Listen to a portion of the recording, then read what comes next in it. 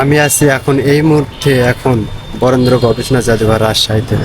যদিও ভিডিও করতে দিবে না ভিতরে, কারণ বাইরে থেকে দেখতে হবে।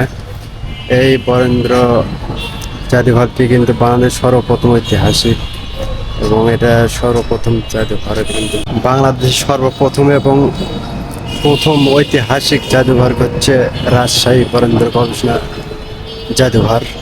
এটা হচ্ছে বাংলাদেশের প্রথম জাদুঘর।